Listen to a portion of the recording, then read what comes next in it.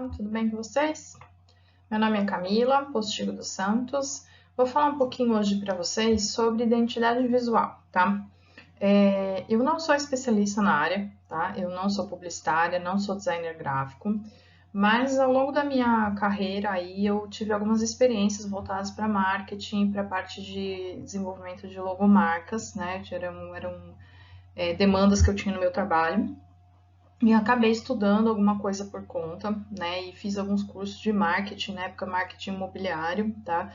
Então eu tenho algumas noções e eu quero tentar passar para vocês hoje como estruturar uma ideia ou esboçar uma ideia, tá? De um logotipo e da parte de papelaria, cartão de visitas, tá? Então eu vou falar um pouquinho sobre essa questão da identidade visual que tem muito a ver com a estruturação da personalidade da empresa, tá? Bem, então para começar, o que é identidade visual, né? A identidade visual tem a ver com os elementos gráficos que transparecem aí a personalidade da empresa, tá? Então, a identidade visual, ela comporta o perfil da empresa, né? E de forma gráfica, de forma visual, ela passa uma mensagem para com o público-alvo, com os consumidores desse serviço ou desse produto que está sendo ofertado pela empresa, tá? Então, tem a ver com o nome da empresa, tem a ver com a forma que está estruturado o logotipo, tem a ver com a fachada da empresa, né? Como que está o layout de fachada. Tem a ver com embalagens, né? Como no caso de produtos, como é feita a embalagem, tá? Tem a ver também com os pontos de venda, né? Como é organizado, de repente, a loja da marca, tá? Que conteúdo e que tipo de imagens as redes sociais dessa empresa também acaba publicando, como ela estrutura essa parte visual da rede social, a parte de cabeçalho de site, né? Toda aquela parte de cores, de formas que é utilizada para criar um ambiente dessa empresa, para criar um visual para essa empresa, tá? Ela se comunica muito com a personalidade dessa empresa, tá? E aí, a questão de definição de um segmento de atuação, ele é fundamental para que você encontre essa personalidade e que depois consiga transmutar, né, transportar essa personalidade em formas e em cores para passar essa marca, né, para você comunicar através da marca, tá? Então, alguns quesitos no segmento de atuação são fundamentais para quem está pensando aí em ter uma empresa ou prestar um serviço. Então, assim, primeiro você tem que identificar a personalidade da sua empresa para depois conseguir, através da identidade visual e também da forma que você vai estruturar suas propagandas, sua comunicação, para que ela faça relação com o usuário também, tá? Mas para começar na parte do segmento de atuação, é importantíssimo saber quais serviços você pretende oferecer, né?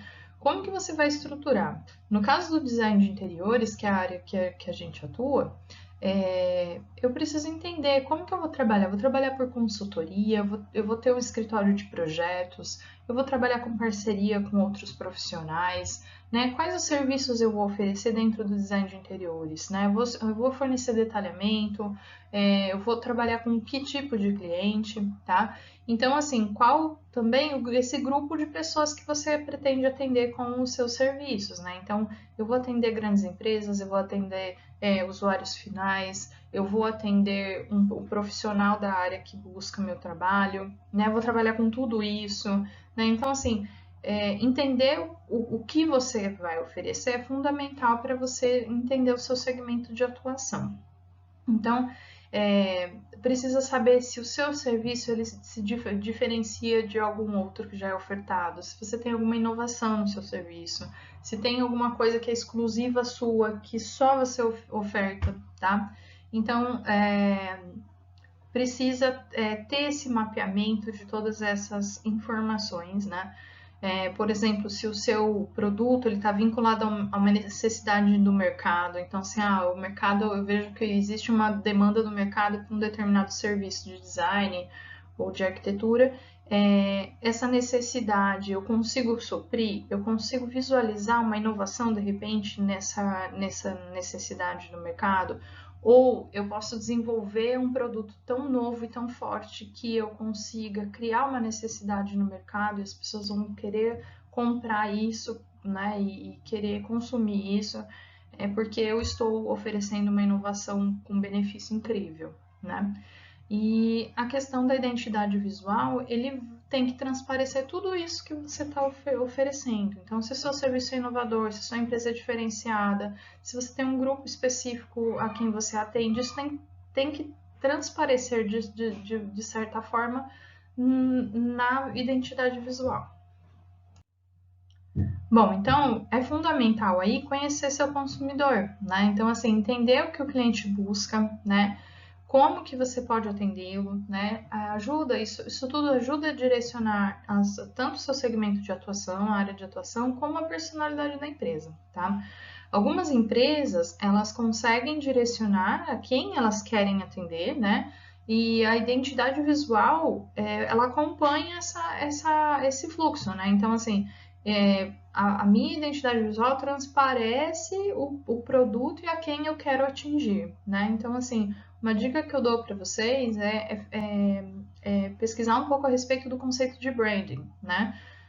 O branding é justamente todas essas ações e o posicionamento da empresa, a quem ela pretende atender, todos esses agentes em volta da empresa que você tem que ter conhecimento total para que você proponha uma postura, proponha uma forma de negócio, proponha uma série de ações para que atinja o objetivo e atinja o seu consumidor.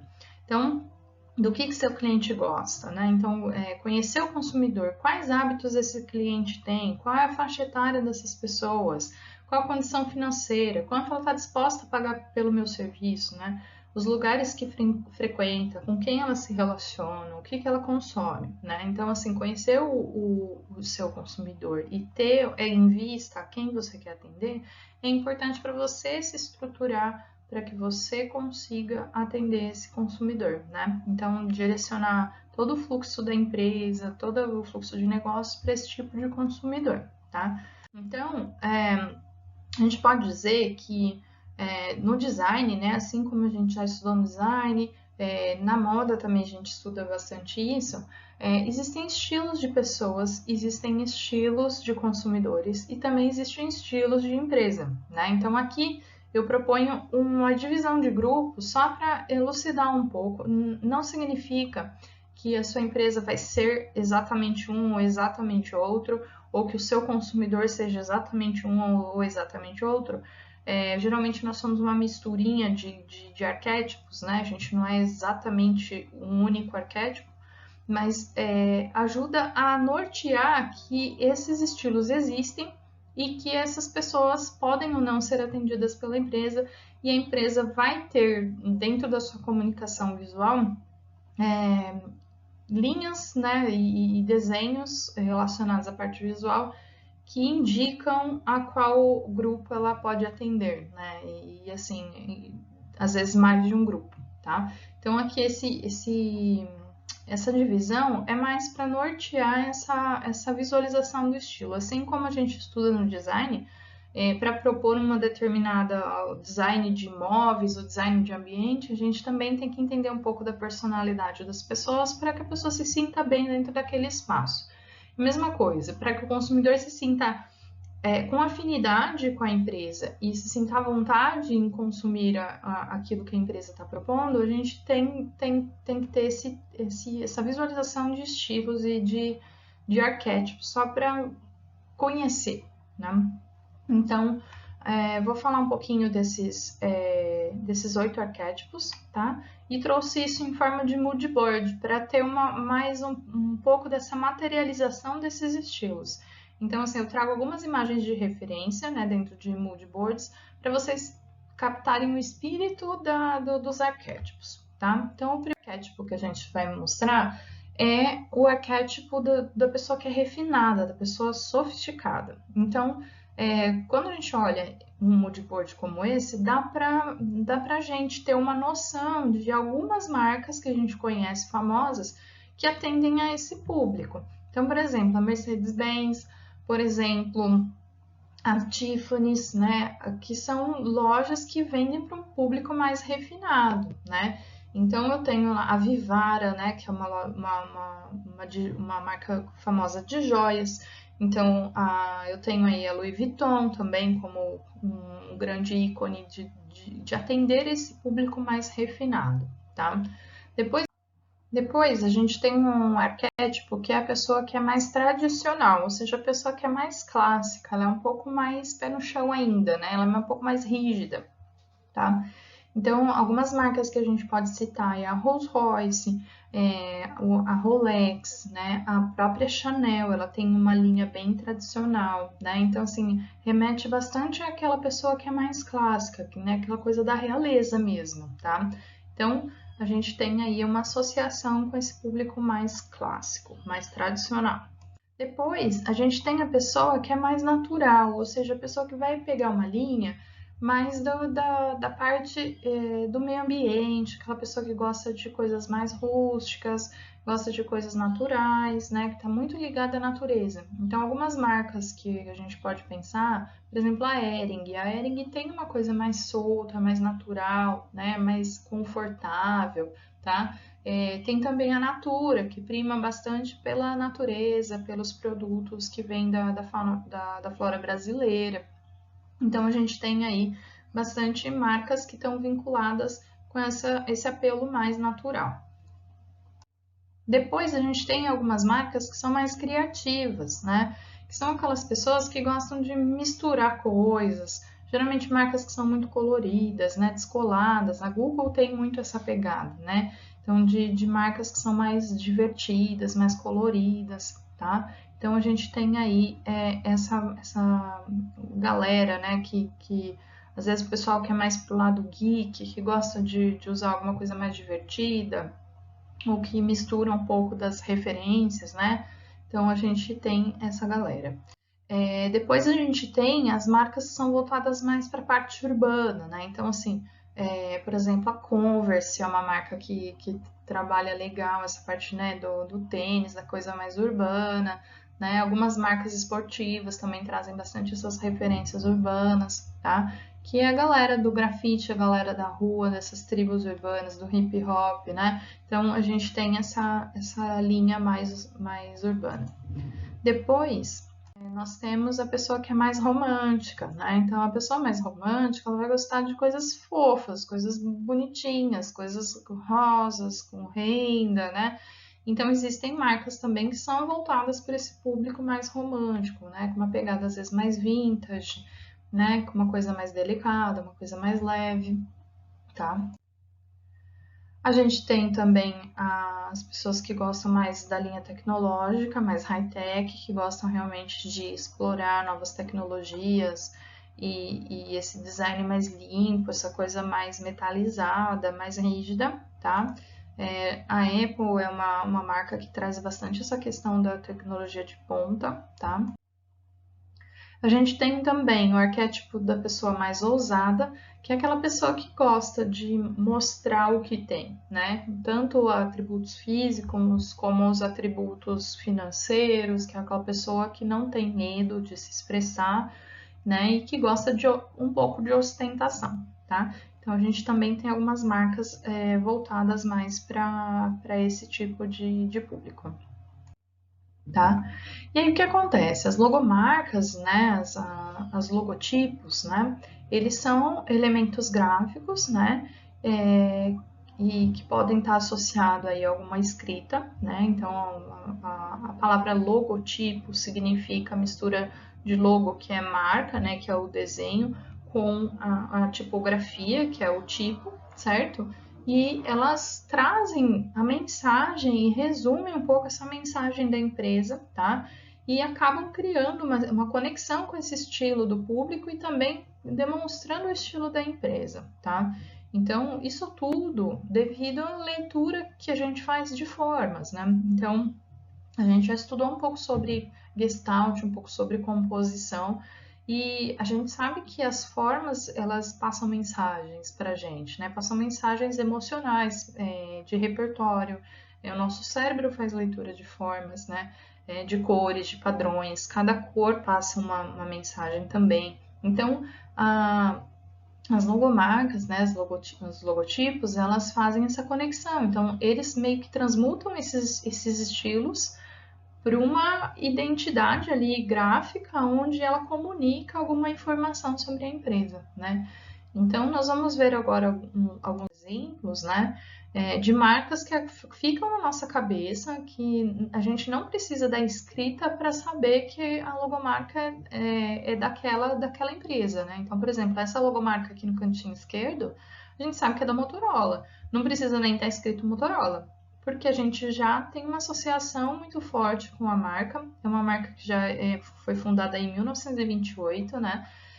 As logomarcas, se a gente for os logotipos, né, das empresas, a gente começa a ver a história, a gente vê que eles desenvolvem e vão evoluindo conforme passa os anos, né, conforme passa o tempo, porque as empresas também evoluem e amadurecem de certa forma. Então, a logotipo ela acaba acompanhando essa evolução, tá?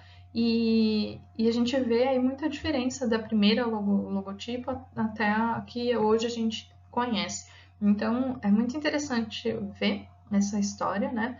Mas os logotipos, eles sempre trazem uma mensagem ou simbolizam alguma coisa. Por exemplo, no caso da Motorola, essas formas triangulares, elas simbolizam uma atitude progressiva da empresa e a mentalidade de liderança da empresa, tá?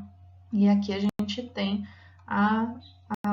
o logotipo inteiro, né? Então, o M de Motorola, com essa escrita. Essa escrita é mais recente, né? Então, se a gente pegar da Motorola, a gente vê que a primeira proposta aí de identidade visual da empresa era um pouco diferente, tá? Até por conta de recursos gráficos, digitais, que na época não existiam, né? Então, a gente tem aí alguns exemplos. Aqui o logotipo da Subway, né? O Subway é metrô, né? Significa metrô, aí escrita em inglês. E a marca de alimento aí de fast food, ele lembra um pouco, né? Porque o lanche é comprido, então lembra um trem, um metrô.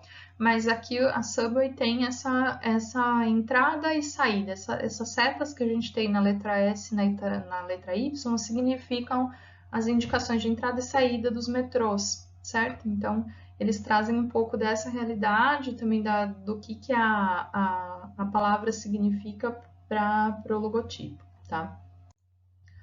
Aí a gente tem também o símbolo da Nike, que é um dos símbolos famosos, né? A gente vê essa marquinha embaixo, não precisa nem estar escrito Nike, a gente já sabe que o produto é Nike, né? E esse símbolo da Nike, ele significa uma das asas da deusa Vitória, né? Em grego, aí, a deusa da vitória é Nike. Então, essa marca que a gente tem aqui seria uma das asas da deusa. A Yamaha, né? A Yamaha também, a história da Yamaha, ela fabrica tanto veículos, né, como instrumentos musicais. E aí, a marca da Yamaha são 3 diapasões, que são instrumentos de afinação, né? Ele é um dispositivo aí para afinação de instrumento. Então, esse símbolo que está dentro do círculo são 3 diapasões entrelaçados, né? E eles significam aí a questão da produção efetiva, a tecnologia moderna e o sucesso de vendas, tá? Então, 3 pilares da empresa. Aquela questão do posicionamento da empresa e da filosofia da empresa, tá? Então, aqui dentro também os diapasões acabam formando um Y, né? De Yamaha, tá? E aí ela é uma marca com excelência na fabricação de instrumentos musicais. Para vocês verem como a logo, né, ela conta uma história, né, ela conta uma história e transparece valores da empresa. Bem, aqui vou passar para vocês da Apple, né? Aqui tem aquela questão do histórico da Apple, tá? A Apple, a primeira logomarca dela tinha Isaac Newton embaixo de uma macieira, né, que é quando ele descobre a teoria lá da gravidade. E aí a gente tem a maçã mordida, depois como evolução da marca, né? Então, um professor também do Senac me falou que essa maçã mordida, ela é mordida para diferenciar o visual, para que a pessoa entenda que isso é uma maçã e não um tomate ou qualquer outra coisa, tá? E aí a evolução da logomarca, hoje a que está sendo utilizada é essa monocromática, né? E ela evoluiu também aí ao longo dos anos, né? E ela também conversa com o slogan da Apple, que é Bite into an Apple, né? Que é você experimentar a maçã, tá? Bem, aqui a gente também tem uma indicação do Celso lá do Senac, que eu não conhecia, ele me contou sobre a história da marca da Toblerone, que também teve uma evolução grande, era uma águia, depois era uma bandeira, depois uma bandeira com uma águia, depois a montanha, e aí então eles têm a marca do Toblerone tem um urso, né, inserido aqui dentro da montanha, porque a sede do Toblerone fica em Berna, né, na Suíça, e a cidade de Berna é a cidade dos ursos, é considerada a cidade dos ursos. Então eles trazem aí através de uma teoria da Gestalt chamada fechamento, né? A gente tem ali um urso meio que não está desenhado explicitamente, né? Mas a gente faz o fechamento aí através do contorno de forma, tá? Então essa é a história aí da Toblerone. E aí a gente chega num nível da logo onde a tipografia, a parte do tipo, né? Ela acaba sendo desnecessária. Quando a marca ela tem uma boa fixação, e aí tem um exercício super legal. Se a gente tirar todos os escritos de todas as logomarcas famosas, a gente consegue identificar qual é a marca sem aquela marca estar escrita, né? Então, é nesse nível que a gente busca que a marca da empresa chegue, né? A ponto de você ver ali determinada marca e você já saber associar um determinado produto a uma empresa, a ponto de você não precisar saber, não precisar escrever qual é a empresa, por conta dessa fixação, tá? Então, por exemplo, a logomarca da esquerda, a gente sabe que é da Mastercard, né, que é difundida aí, mundialmente, e a Mastercard fez um estudo de que a fixação da marca dela chegava a 80% das pessoas que viam a marca. Então, eles julgaram que eles poderiam até retirar a tipografia, né, a parte onde está escrito Mastercard. Né? E a Pepsi também, aqui é a última evolução da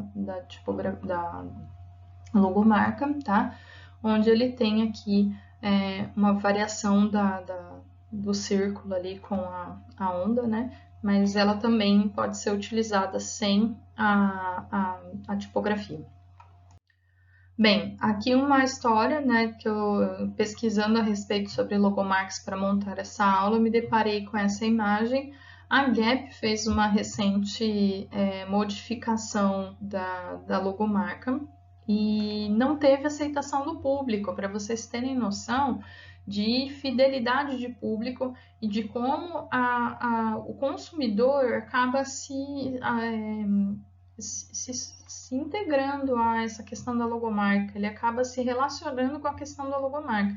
Se é uma pessoa que compra uma roupa da Gap, que está acostumada com o primeiro logotipo aqui do lado esquerdo, e aí depois ela vai parecer que a roupa é falsa, né? Porque a Gap sempre teve essa logomarca, uma logomarca muito antiga, e as pessoas meio que compram a roupa, né? Às vezes, para saber que é da Gap tem que ter um bordadinho, um símbolo, assim como a logomarca da Lacoste.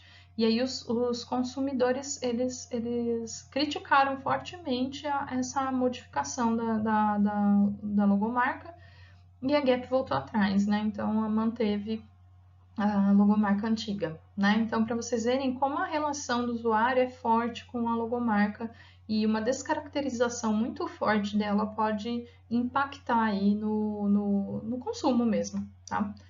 Bem, vamos falar um pouquinho então da tipografia, tá? Agora vamos passar para a parte prática. Eu quero que vocês montem uma logomarca do que seria a empresa de vocês.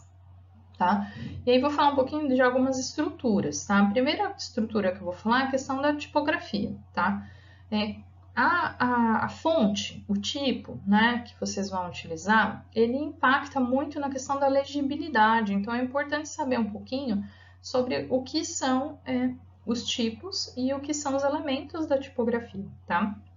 Então é o seguinte, nós temos basicamente aí três tipos. Lógico que existem muitas outras variações, essa é uma aula introdutória, tá? Então, assim, existem estudos bem aprofundados sobre tipografia, mas aqui eu vou falar o básico, tá? Nós temos letras com serifa, que são esses pezinhos que a fonte tem, tá? Então, quando eu tenho, por exemplo, o A mais à esquerda ali, ele tem esses tracinhos embaixo, esses pezinhos embaixo. Eu tenho as fontes que não vão ter essa variação, tá? Então, ela é uma fonte sem serifa, uma letra blocada, ou seja, ela é um bloco retilíneo, sem variação de espessura, sem nada, tá? Então, a gente vê também que a letra ali com serifa, esse exemplo, ele tem variação de espessura no traço da fonte, tá? Então, eu tenho a letra com serifa, a letra sem serifa. A letra com serifa ela é muito boa para textos extensos, quando você tem um livro, quando você tem um artigo, que ela é uma fonte mais confortável de se ler, tá?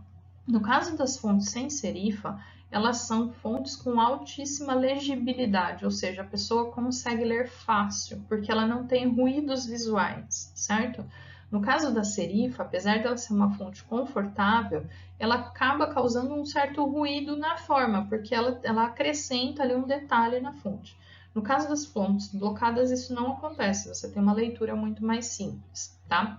E a gente tem as fontes cursivas, que elas se aproximam muito da letra que a gente faz por caligrafia, certo? Por caligrafia manuscrita, tá? Que é uma caligrafia manual. Essas fontes, elas são geralmente mais difíceis de ler. Por quê? Elas são muito rebuscadas, algumas delas têm muitas voltas e adornos, e aí isso causa também uma dificuldade na leitura mesmo da fonte.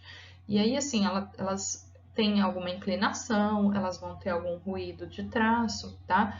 Então, elas são letras que são bonitas, elas transparecem uma coisa mais clássica, mais tradicional, mas elas têm essa dificuldade de leitura. Eu vou mostrar alguns exemplos daqui a pouco para vocês, vocês vão ver como isso funciona, tá? A tipografia também varia em espessura, tá? Espessura e tamanho. Então, assim, eu tenho aqui, por exemplo, embaixo, esses montes de asa aqui, ó, as variações da fonte Arial, né? Então, a fonte Arial, ela tem várias variações, aqui eu coloquei 4, tá? Então, eu tenho Arial Black, que é uma letra bem blocada, bem pesada, uma letra gordinha, ela é grossa, né? Ela tem uma espessura maior. A gente tem a letra Arial normal, que ela é uma letra blocada também, mas ela tem uma espessura mediana. A gente tem a Arial Nova Light, que ela é mais fininha, e a Arial Narrow, que é mais magra, ela é mais estreitinha. Então, a gente sempre recomenda que você não faça distorções da fonte por softwares gráficos esticando ou empurrando a fonte de forma vetorial ou tentando distorcer. É legal que você utilize a fonte nas variações onde ela foi criada, tá? E escolha a sua tipografia aí de acordo com esse padrão, tá? Outra coisa importante é o tamanho, né? Então, aqui do lado de cima, ó, tá escrito ali, ó, está lido primeiro. Lógico, se a fonte é mais pesada, ela é uma fonte maior e ela tem uma hierarquia ali de leitura, né? Eu vou ter ali uma facilidade de ler o que é mais legível, que está maior, tá? Então, a parte onde está menorzinha, a gente vai perdendo um pouco dessa legibilidade. Então, a parte que talvez você leia seria a fonte intermediária e ali quase ninguém vai ler porque está muito pequeno. Então, a gente tem uma hierarquia de leitura, né? Quando a gente vê uma composição de qualquer escrita, a gente vai ler o que é mais fácil primeiro. Então, o que está maior, o que está mais legível, com a fonte mais limpa, com, né, que eu tenho agilidade de leitura, eu consigo ler de forma rápida. Quando eu tenho que forçar um pouco mais, aí já fica mais difícil de ler. E aí a gente tem que tomar cuidado com o tipo de informação que a gente coloca com a fonte menor, tá? Aquele negócio de letrinhas miúdas no canto da página, né? Aquilo lá realmente está escrito ali, mas a intenção é que ninguém leia, né? Porque ali estão os detalhes importantes às vezes, né? Então, a questão das letras miúdas, tá? Quase ninguém chega ali nas letras miúdas. Bem, vamos falar um pouquinho de formatos também, tá? E o que os formatos passam para a gente. Aí aqui o estilo da empresa está extremamente ligado com essa questão do formato. Então, por exemplo, eu tenho uma fonte super torta, orgânica, descolada, engraçada e coloco ali: somos uma empresa muito séria. Será que essa empresa é realmente séria? Né? Se a fonte que eu estou utilizando é extremamente divertida, descolada, engraçada, será que ela vai passar a noção de seriedade? Tá? Aqui um outro exemplo. Somos muito tradicionais, ou seja, uma fonte também super diferente, manuscrita, descolada, com variação de espessura, uma fonte descontraída, falando que somos muito tradicionais. Então, se eu quero passar a impressão de que eu sou tradicional, uma fonte que é toda descontraída talvez não seja a melhor solução. E aqui um outro exemplo ao contrário, uma fonte um pouco mais rígida e clássica, com serifa, uma coisa que parece que saiu lá de um jornal da década retrasada, falando que somos criativos e descolados, né? Então, assim, para vocês verem como que a fonte, né, a tipografia, ela pode sim, ela vai informar sim a personalidade da empresa, tá? Bom, vamos falar um pouquinho de cor. Cor é um negócio, um capítulo à parte, né? A gente pode passar aqui uma aula inteira falando de psicologia da cor, mensagem da cor, associação emocional da cor, mas não esse é o foco. O foco que eu vou mostrar para vocês aqui é como a cor, ela pode ser uma cor complicada também de acordo com a mensagem. Então aqui, ó, eu coloco ali: primamos por responsabilidade e segurança. Com rosa, rosa é a cor dos seres mágicos, da Barbie, certo? Da descontração, da feminilidade, né? Nós estamos falando de coisas divertidas, desenhos animados são cor-de-rosas. E aí eu venho aqui e coloco uma fonte chamada Comic Sans, né? Que é uma fonte super descontraída também, e falo sobre responsabilidade e segurança.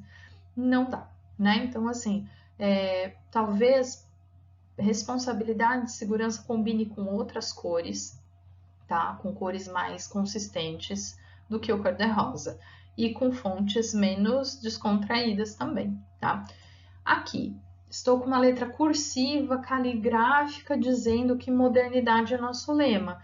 Não é, né? Com essa fonte cursiva feita com bico de pena de 1800 e alguma coisa. Não é moderno, né? E usando marrom, que é uma cor bem ligada ao tradicionalismo, a coisas mais, podemos dizer, até ultrapassadas, né? Então, assim, cuidado com a cor que você coloca e cuidado com o formato que você coloca.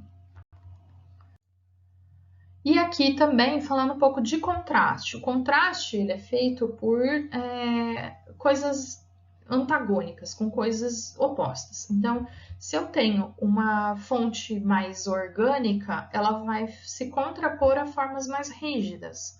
Se eu tenho uma fonte que é mais rígida, eu vou contrapor com formas mais orgânicas, tá? Se eu tenho cores mais escuras, ela vai contrastar com cores mais claras, tá? Então, essa relação de figura-fundo e proximidade de informações de formas é o que vai gerar o contraste, certo? Então, na primeira frase, que tá doendo, né? Meu slide é laranja aqui.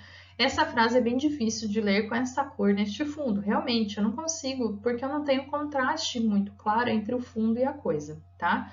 A frase à esquerda ali, essa frase é bem mais fácil de ler, né? Porque eu já tenho ali um contraste mediano.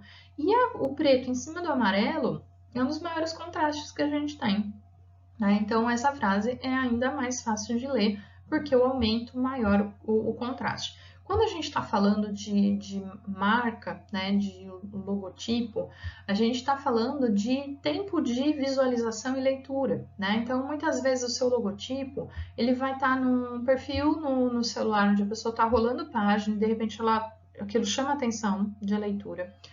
E aí a pessoa lê sua marca.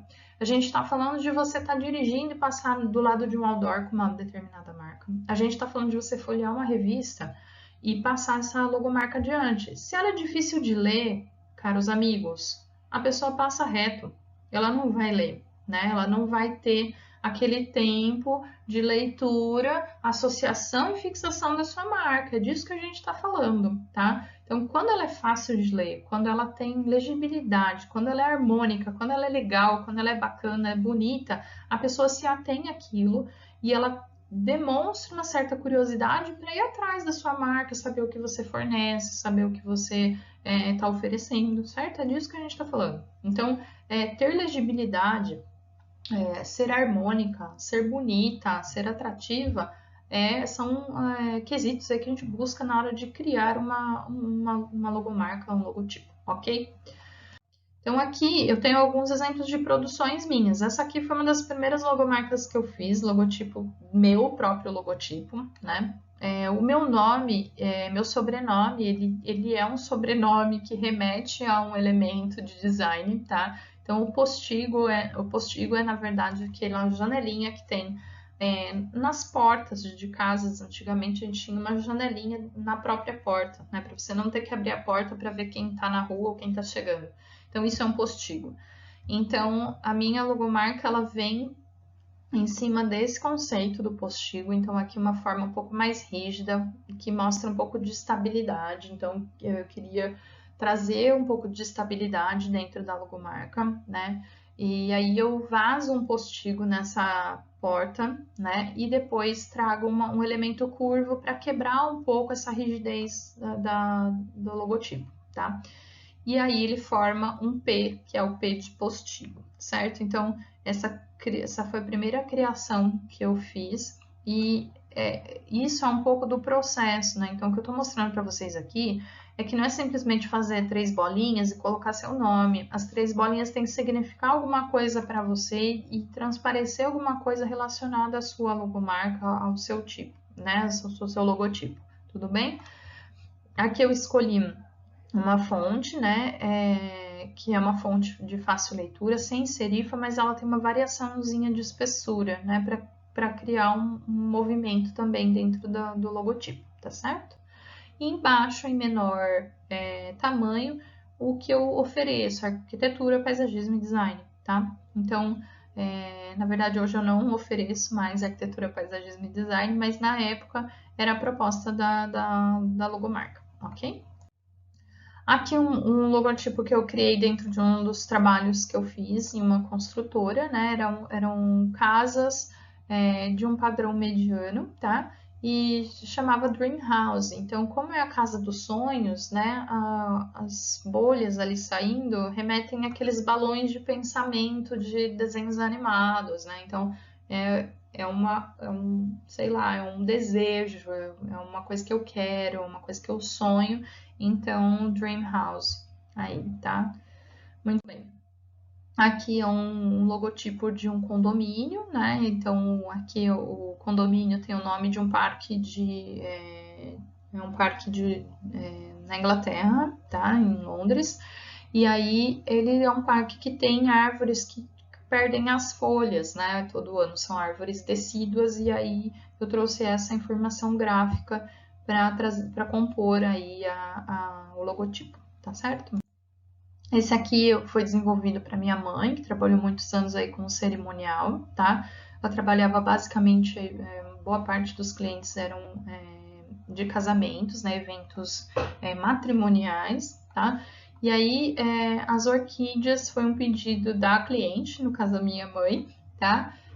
Porque remetia à questão da delicadeza desse tipo de evento e também a própria visual desse tipo de evento, que é decorado com flores, e também a orquídea é uma flor que quando floresce fica muito tempo florida, né? Então, essa questão de trazer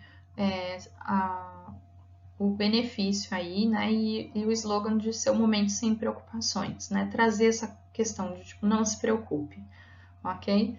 Então, aqui a gente tem essa criação. Essa aqui foi uma variação também para quando ela começou os cursos, né? Então, compartilhando experiências e aí também a questão da mesa posta, de ensinar a parte de etiqueta, protocolo na hora de servir, tá? Aqui é uma das últimas produções que eu fiz. Aqui é uma empresa que eu comecei, na verdade, um projeto que eu comecei de fotografia de crianças, né? E aqui do lado direito eu tenho o estudo, né? E aí eu recomendo que vocês façam esse estudo. É legal fazer esse estudo à mão, né? De você rascunhar alguma coisa. Eu não tenho mais os rascunhos da primeira logomarca que eu fiz, mas eu tenho o hábito de criar manualmente esse esboço e essa ideia de como eu quero conduzir o espaço dessa logomarca, né? E aí depois eu jogo no software para trabalhar.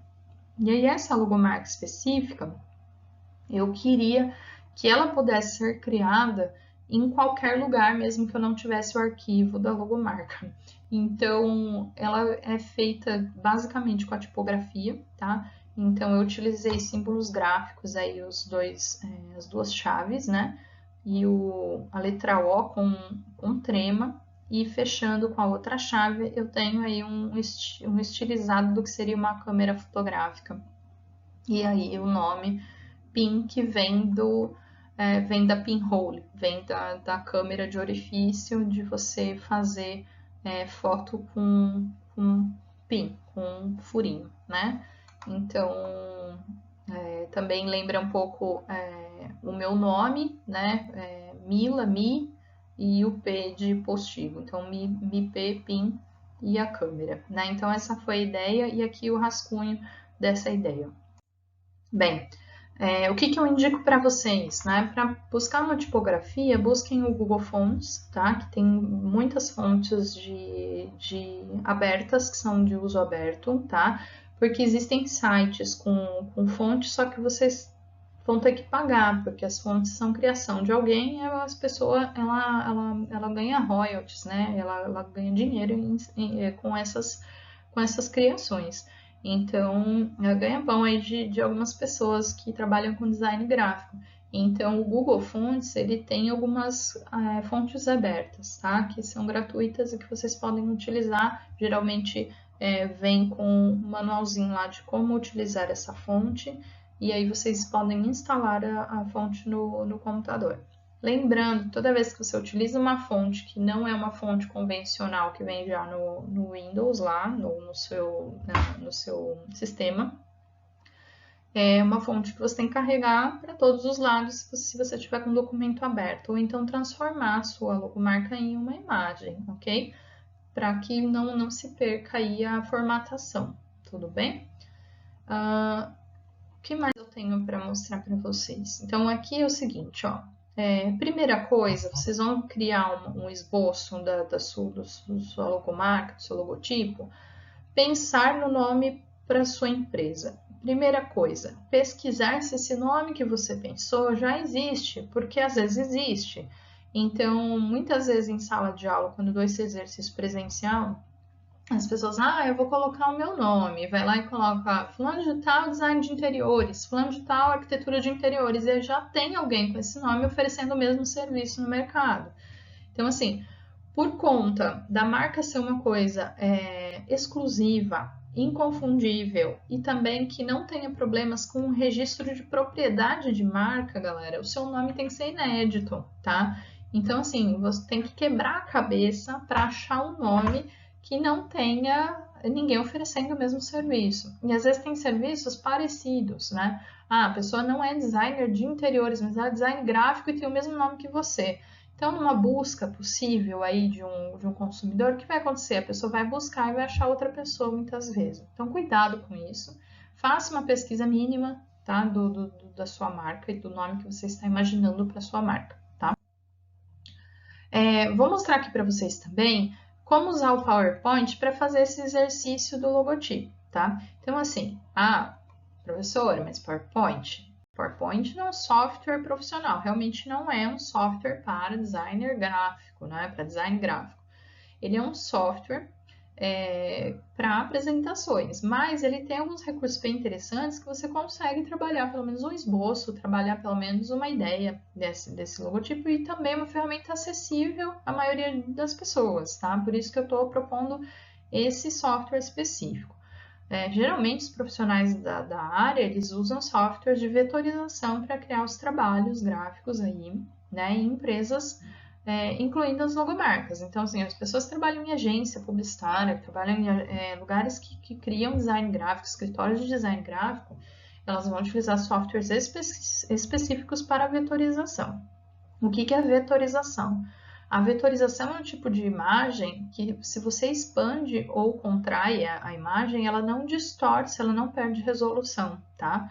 Um exemplo disso são as próprias tipografias. As fontes que a gente utiliza, se a gente esticar as fontes dentro de um arquivo do Word ou do Excel ou do PowerPoint mesmo, as fontes não vão perder resolução, eu não vou ver pixels na imagem, né, daquele efeito de pixelização, porque elas são vetoriais, tá? Então, para você trabalhar as logomarcas, né, como você pode colocar em muitos lugares, você pode pôr um logotipo numa camiseta, você pode pôr num outdoor, mas você pode também pôr num aplicativo no celular, que ela vai ficar diminuta. Então, ela vai ter um stick puxa muito grande, por isso que elas são geralmente elaboradas em softwares vetoriais, tá certo? Então, a proposta aqui é fazer no PowerPoint, e essas ferramentas que eu vou mostrar para vocês são ferramentas vetoriais que o PowerPoint disponibiliza, tá ok? Então, vamos lá. Bom, primeira coisa é que você vai, por exemplo, escrever lá o nome da sua empresa, com a caixa de texto, com o tamanho de fonte específico, vai escolher a tipografia, e provavelmente você vai querer fazer uma forma associada à sua logomarca. Não é obrigatório, tá certo? A escrita pode ser o próprio logotipo. Nesse caso, eu vou mostrar para vocês como desenhar formas básicas. Então, aqui, dentro do PowerPoint, vocês vão ter essa ferramenta de inserir formas, tá? E aqui ele te dá uma gama de formas. Lógico que essa gama de formas ela é bem restrita, ela não chega nem perto do que um software vetorial faz. Portanto, o PowerPoint te dá a possibilidade de editar essas formas. Vou mostrar para vocês como, tá? Aqui, ó, quando você seleciona a sua forma, aqui no caso eu selecionei essa forma marrom, tá? Eu selecionando a forma, eu vou lá na aba de edição de formatação da forma, tá? E aí eu tenho no canto esquerdo esta função aqui, que é editar forma e editar pontos. Quando eu clico sobre editar pontos, ele abre o que a gente chama de controles de vetor, que são as alças de controle do vetor, tá? Então, esses quadradinhos pretos, eles liberam essas alças com quadradinhos brancos, onde você consegue manipular essa forma para criar curvas ou linhas retas. E você consegue também clicar com o botão direito em cima do quadrado preto e pedir para excluir um determinado vértice dessa forma, tá? Então, por esse mecanismo, você consegue, de alguma forma, vetorizar formas no PowerPoint, tá? Não é super fácil, é igual o CorelDRAW ou Illustrator, não é. Mas ele é uma forma primária e uma forma mais simples, mas que dá para você editar determinadas formas, porque às vezes aquelas formas que ele disponibiliza não são suficientes para o que você está querendo criar, tá bom? Então, disso aqui, ele vem para cá, tá certo? E aí, você vai usar as alças branquinhas para manipular essa forma vetorial, tá bom?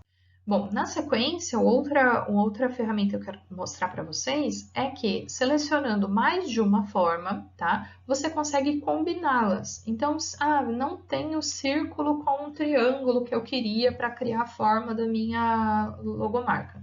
O que eu vou fazer? Eu vou selecionar as duas formas e vou unir, tá? Então, aqui ele tem na mesma aba lá de edição de forma, ele tem aqui mescla de formas e ele tem 5 opções. Ele consegue fazer união no canto mais esquerdo aqui, do lado combinação da forma, tá? fragmentação da forma, que ele vai, na verdade, onde ela faz a interseção com a outra, ele cria uma fragmentação mesmo para você separar essas formas. Ele pode criar a interseção entre as formas, e aí só o que soma entre uma e outra ele mantém, e a subtração, que é só o que sai fora, ele subtrai e mantém. Tá? Então, com essas forminhas aqui, e essa forma de mesclar, dá para fazer bastante coisa também. Tá? Então, selecione sempre as formas para poder utilizar essa ferramenta, porque a mescla de formas, ela só acontece se você tem mais de uma forma para mesclar, ok? Muito bem. Era isso que eu tinha para mostrar para vocês. Espero que vocês consigam fazer um esboço de uma logomarca, de um logotipo, tá? Espero que tenha dado para passar uma noção de como isso se dá aí nas empresas e como as pessoas pensam esse processo. Lógico que isso aqui foi uma aula super curta e uma introdução sobre esse assunto, tá? Eu deixo aqui alguns artigos bacanas, o Mega Curioso, né, sobre essa questão da publicidade do marketing, então conhecendo as histórias aí de logomarcas famosas, tá? Esse blog Rock Content tem muita coisa relacionada à publicidade, super bacana, tá?